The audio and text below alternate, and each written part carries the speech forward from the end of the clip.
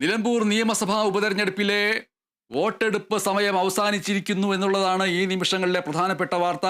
ഏറ്റവും ഒടുവിൽ 70.76% വോട്ടെടുപ്പ് ശതമാനം. നിലമ്പൂരിൽ വോട്ടെടുപ്പ് പൂർത്തിയായിരിക്കുന്നു. ഒടുവിലെ കണക്കുകൾ പ്രകാരം 70.76% വോട്ടെടുപ്പാണ് രേഖപ്പെടുത്തിയിരിക്കുന്നത്. പല ബൂത്തുകളിലും ഇപ്പോഴും വോട്ടർമാരുടെ നിരയുണ്ട്. അവർക്ക് ടോക്കണുകൾ നൽകി വോട്ട് ചെയ്യാനുള്ള അവസരമാണ് ഒരുക്കുക. ഡി ബിനോയ് ചേരുന്നു. ലോക്സഭാ തെരഞ്ഞെടുപ്പിനെ മറികടക്കുന്ന രീതിയിലുള്ള ഒരു വോട്ടിംഗ് ശതമാനമാണ് ഇപ്പോൾ മുന്നോട്ട് വന്നിരിക്കുന്നത് എന്ന് പറയാമല്ലോ അല്ലേ? തീർച്ചയായും അങ്ങനെ തന്നെ പറയാൻ കഴിയും. കാരണം ഈ ഉപതെരഞ്ഞെടുപ്പിലും ഒരു നിലമ്പൂർ ടച്ച് എന്ന് വേണമെങ്കിൽ നമുക്ക് പറയാം. കാരണം യാതൊരുവിധ പ്രശ്നങ്ങളുമില്ലാതെ ചെറിയ ഒരു പ്രശ്നം മാത്രം, ചുങ്കത്തറയിലെ ഒരു പ്രശ്നം ഒഴിച്ചാൽ വളരെ സമാധാനപരമായി രാഷ്ട്രീയപരമായി ഒക്കെ തന്നെ നടന്ന ഒരു ഉപതെരഞ്ഞെടുപ്പ് എന്ന് വേണമെങ്കിൽ ഇതിനെക്കുറിച്ച് നമുക്ക് വ്യക്തമാക്കാൻ കഴിയും. അത്തരത്തിൽ വളരെ സന്തോഷത്തോടു കൂടി വോട്ട് ചെയ്യാനെത്തിയ സമ്മതിദായകർ, സാധാരണഗതിയിൽ ഒരു 14 മാസത്തിനിടയിൽ 3 തെരഞ്ഞെടുപ്പുകൾ, 2 പാർലമെന്റ് തെരഞ്ഞെടുപ്പും തൊട്ട് പിന്നാലെ മറ്റൊരു ഉപതെരഞ്ഞെടുപ്പ്, അങ്ങനെ ഈ ഉപതെരഞ്ഞെടുപ്പ് വരുമ്പോഴുണ്ടാകുന്ന വൈമനസ്യങ്ങളെല്ലാം വെടിഞ്ഞുകൊണ്ട് ആളുകൾ അല്ലെങ്കിൽ സമ്മതിദായകർ ഈ വോട്ട് ചെയ്യാൻ എത്തിയ ഒരു കാഴ്ച നമുക്ക് രാവിലെ മുതൽ തന്നെ കാണാൻ കഴിയുമായിരുന്നു. ഏകദേശം 5 മണി വരെ അത്തരത്തിലൊരു തിരക്ക് പല ബൂത്തുകളിലും ഉണ്ടായിരുന്നു. 5 മണി കഴിഞ്ഞതോടെ തന്നെ ആ തിരക്കൊന്ന് കുറഞ്ഞു. കാരണം രാവിലെ മുതൽ നല്ല രീതിയിൽ പോളിംഗ് പല ബൂത്തുകളിലും നടന്നു എന്നുള്ളതാണ് ഇതിൽ നിന്ന് നമുക്ക് മനസ്സിലാക്കാൻ കഴിയുന്നത്.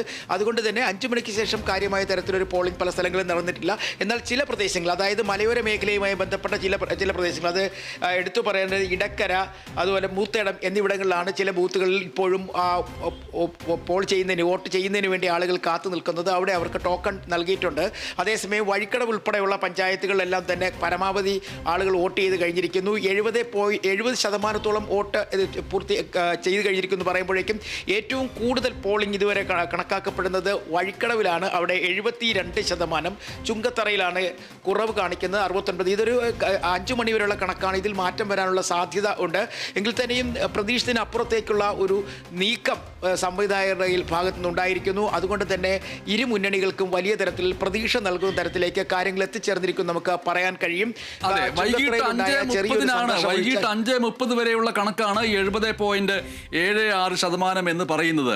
ഈ 70.76% താഴെ നിൽക്കുന്നതാണ് 2024 ലോക്സഭാ തെരഞ്ഞെടുപ്പിലെ കണക്കുകൾ എന്ന് പറയുന്നത്. ആ 2024 ലോക്സഭാ തെരഞ്ഞെടുപ്പിൽ 71.28% 2024 തന്നെ ലോക്സഭാ ഉപതെരഞ്ഞെടുപ്പിൽ അത് 61.46% അങ്ങനെ 2024 ലോക്സഭാ തെരഞ്ഞെടുപ്പിൽ 71.28%, 2024 തന്നെ ലോക്സഭാ ഉപതെരഞ്ഞെടുപ്പിൽ 61.46% ഇതായിരുന്നു കണക്കുകളെങ്കിൽ ഇപ്പോൾ നിലമ്പൂർ നിയമസഭാ ഉപതെരഞ്ഞെടുപ്പിൽ അത് 70.76% എന്നുള്ള നിലയിലേക്ക് വരുന്നു. 70.76 എന്നുള്ള നിലയിലേക്ക്. അതേസമയത്ത് കഴിഞ്ഞ നിയമസഭാ തെരഞ്ഞെടുപ്പിലെ അത്ര തന്നെ അളവിലേക്ക് എത്തിയിട്ടുമില്ല. പക്ഷേ ഈ 5:30 കണക്കുകളാണ് ഇത്. അത് ഇനി മാറി വരുമ്പോൾ അത് കൂടുകയോ കുറയുകയോ ചെയ്യാം. പക്ഷേ കൂടാൻ തന്നെയാണ് സാധ്യത എന്നാണ് കരുതേണ്ടതല്ലേ?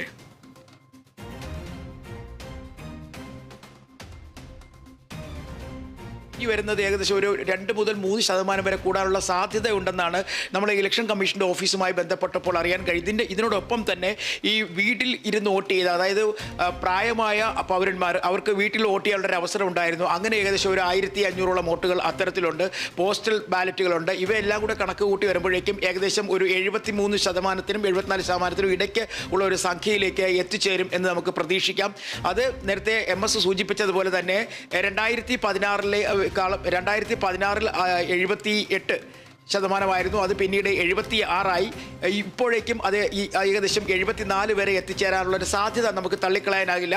എന്തായാലും ഈ സാധാരണഗതിയിൽ ഒരു ഉപതെരഞ്ഞെടുപ്പിൽ ഉണ്ടാകുന്നതിനേക്കാൾ വ്യത്യസ്തമായ ഒരു നീക്കം, ഒരു മാറ്റം നമുക്ക് ഇവിടെ നിലമ്പൂരിൽ കാണാൻ കഴിഞ്ഞിരിക്കുന്നു എന്നുള്ളതാണ് ഏറ്റവും എടുത്തു പറയേണ്ട കാര്യം.